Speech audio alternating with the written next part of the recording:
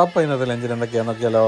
1 2 3 4 5 ടിഫിനുണ്ട്. ആദ്യത്തെ ടിഫിൻ തുറക്കാം. ചോറ്, പയർ മെഴുക്കുവരട്ടി, ഇഞ്ചിക്കറി, തൈര്. അപ്പം ഇത്രയും സാധനങ്ങളുണ്ട്. ഇനിയുള്ളത് പാടുന്നുണ്ട്. ചോറാണത് മാറ്റി വെച്ചു. ഇനിയുള്ളത് സാമ്പാറാണ്. നല്ല ടേസ്റ്റി സാമ്പാറാണ്. ഇന്നത്തെ ദിവസം കായൊക്കെ ഇച്ചിരി കൂടുതൽ ഒഴിച്ച് നല്ല കഷ്ണങ്ങളൊക്കെ ഇട്ട്, ഇത് വെണ്ടയ്ക്ക ഉണ്ടായിരുന്നു. വെണ്ടയ്ക്ക, തക്കാളിക്ക, ഉള്ളി എല്ലാം കൂടെ മിക്സ് ചെയ്ത് വഴറ്റിയെടുത്തതാണ്. ഇത് പിന്നെ 4 മണിക്കേത്തേക്കുള്ള നട്ട്സാണ്.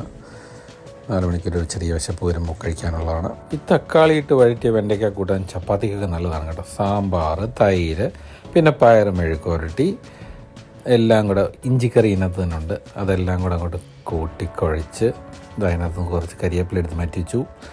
എന്നിട്ടൊന്ന് കഴിച്ച് നോക്കാം. എന്തൊരു ടേസ്റ്റാണെന്നറിയോ. ആഹാ.